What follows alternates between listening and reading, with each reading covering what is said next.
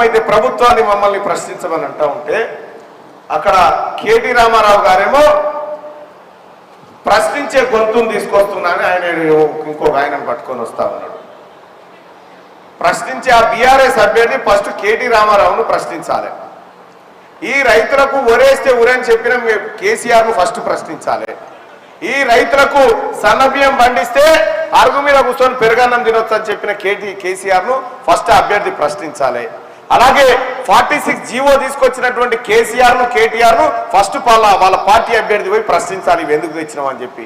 317 GO తీసుకొచ్చినటువంటి కేసీఆర్ గత ప్రభుత్వాన్ని వాళ్ళ అభ్యర్థి ముందుగా ప్రశ్నించాలి.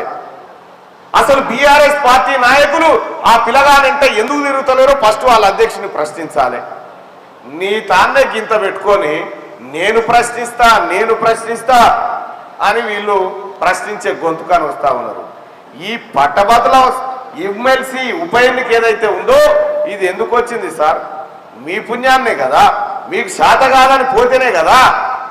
అంత పెద్ద మనిషిని తీసుకొచ్చి 100 కోట్లు ఖర్చు పెడితే పోయినసారి ఈ డోర్నకల్ ప్రజలు నాకు అండగా నిలబడి నా కోసం వెన్నుదన్నుగా నిలబడితే 1,50,000 ఓట్లు సంపాదించిన సోదరులారా, ఇవి మేధావి వర్గం ఓట్లు. మేధావి వర్గం అంతా తీన్మార్ మల్లన్న కావాలని కోరుకుంటా ఉన్నారు. ఇవాళ నేను మహబాద్లో మార్నింగ్ వాక్ పోయినా, ఖమ్మంలో పోయినా, వరంగల్లో పోయినా, నల్గొండలో పోయినా, ఏడికి పోయినా ఒక్కటే మాట ప్రజలది, మల్లన్న ఈసారి నువ్వు గెలవాలి, మల్లన్న ఈసారి నువ్వు గెలిపిస్తాం, మల్లన్న పోయినసారి అన్యాయం జరిగింది ఈసారి గెలిపిస్తామని చెప్తా ఉన్నారు.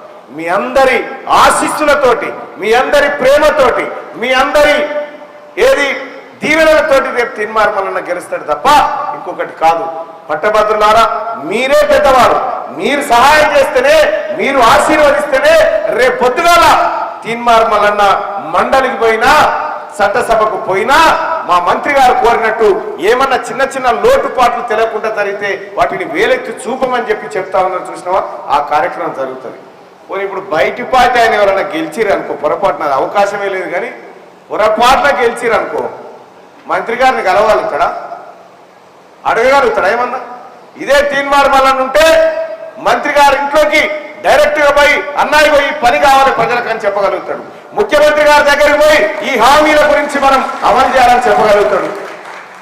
నేను ఈ రాష్ట్ర ప్రభుత్వానికి పట్టభద్రులకు వారధిగా ఉండబోతా ఉన్నా సోదరులారా, వారధిగా ఉండబోతా ఉన్నా.